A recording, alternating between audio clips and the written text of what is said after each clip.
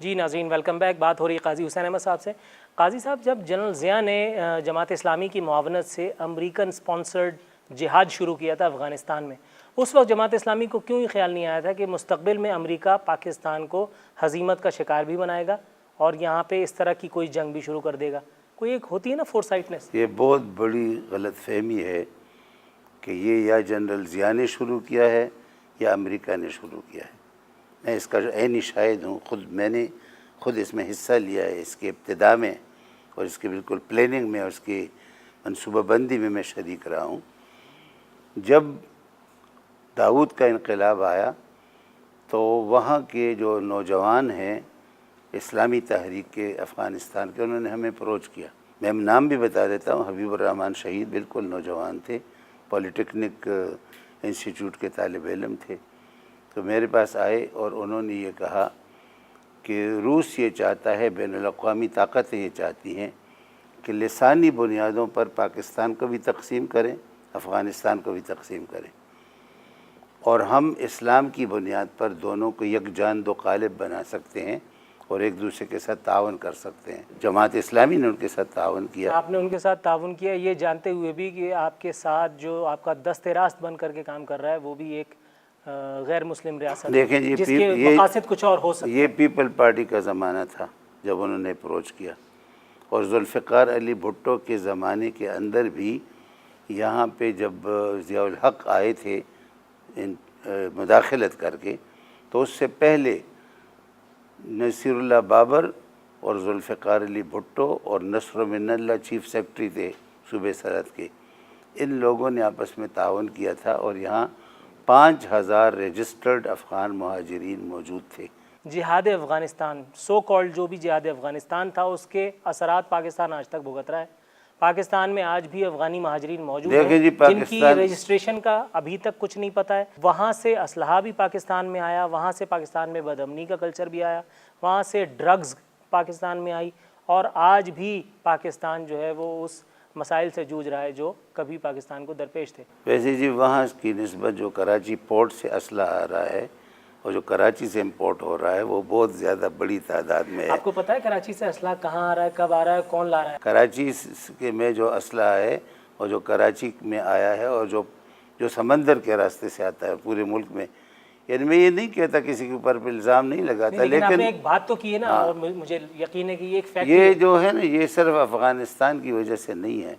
افغانستان کی وہ اندر سے بھی آیا ہوگا، لیکن افغانستان گیا ہے یہاں سے اسلحہ، افغانستان سے اتنا آیا نہیں ہے جتنا افغانستان گیا ہے. اور یہاں مسئلہ بنا رہے تھے، اور یہ کراچی سے گیا ہے. کراچی مسئلہ بن رہا تھا. اور یہ دیکھیں جی کراچی میں اس سے کے ذریعے سے امپورٹ ہوا ہے. یہ مسلسل عمل ہے. اگر یہ ایک مسلسل عمل ہے قاضی صاحب، تو پھر آپ نے اس کا نوٹس کیوں نہیں لیا؟ آپ نے سپریم کورٹ میں کوئی پلی کیوں نہیں داخل کی؟ ہم مسلسل یہ بات کر رہے ہیں. بات کرنے میں اور پلی میں فرق ہے نا قاضی صاحب. جی وہ بھی ہو جائے گا اگر آپ کا خیال ہے کہ اتنا آزاد ہو گئی ہے کہ اس کا راستہ بھی روک سکتی ہے. عدلیہ جو ہے وہ اتنی پاورفل نہیں ہے کہ وہ فیصلہ کر لے اور اس کو نافذ کر دے. ٹھیک ہے، اب بات کر لیتے ہیں جماعت اسلامی اور ایم کیو ایم کے تعلقات کی. جماعت اسلامی شروع دن سے، جہاں تک میری آبزرویشن ہے، ایم کیو ایم کی شدید مخالف رہی ہے. کہیں اس کی وجہ یہ تو نہیں کہ جماعت اسلامی کی سیاسی دکان ایم کیو ایم کی آمد نے بند کر دی تھی؟ کیا ریزن اس کے پیچھے کار فرما تھا؟ ویسے جماعت اسلامی ایک اصولی جماعت ہے اور ہماری بنیاد جو ہے عقیدے پر ہے. عقیدہ لا الہ الا اللہ محمد الرسول اللہ. اور ہم پاکستان میں رہنے والوں کو ایک قوم سمجھتے ہیں، ایک امت سمجھتے ہیں، اور ہم پوری دنیا میں جو اسلام کا عقیدہ رکھنے والے ہیں ان کو ایک امت سمجھتے ہیں. لسانی بنیادوں پر، علاقائی بنیادوں پر قومیت کے مخالف ہیں، خاص طور سے پاکستان کے اندر. پاکستان کے اندر ہم قوم کے اندر قومیتیں نہیں بنانا چاہتے، اور اس کی وجہ ہماری اور ان کی مخالفت کی وجہ وہی ہے جو ہماری این پی کے ساتھ مخالفت ہے، جو ہماری دوسری ریجنل ان لوگوں سے لیکن کسی اور کے ساتھ ہماری اس طرح سے کوئی لڑائی نہیں ہوئی. آپ کو اندازہ ہے کہ آپ کی اور جماعت اسلامی کی میں بات کر رہا ہوں، جماعت اسلامی اور ایم کیو ایم کی اس رفٹ کی، اس ڈس لائکنگ کی، اس کا خمیازہ ان سینکڑوں ہزاروں لڑکوں نے بھگتا ہے جو کبھی جمعیت میں تھے یا جو جماعت میں تھے. اسلم مجاہد کی اگر ہم بات کریں تو وہ تھے، یا اسی طرح کے اور بھی سینکڑوں نام غالباً آپ کو اچھی طرح سے یاد تو ہوں گے۔ ہماری تو کوئی اس میں گناہ نہیں ہے، ہماری کیا غلطی ہے؟ اور ان کے ساتھ جو بھی اختلاف کرتے وہ اختلاف کو برداشت نہیں کرتے۔ خود جماعت اسلامی کے سے تعلق رکھنے والے مہاجر بچے قتل ہوئے ہیں، وہ بہت بڑی تعداد میں ہیں۔ اپنے لڑکوں کے قتل کے خلاف کتنے مقدمے آپ نے جماعت اسلامی کے حوالے سے کٹوائے؟ دیکھیں جی، وہ بھی کٹوائے ہوں گے، مجھے اس کی اعداد و شمار یاد نہیں ہے، کوئی ایک لیکن دکہ تو ہوگا۔ ہمارے ہاں جو مولانا مودودی نے ایک وہ درج کی، ایک ابتدا کی ہے، ایک بنیاد رکھی ہے۔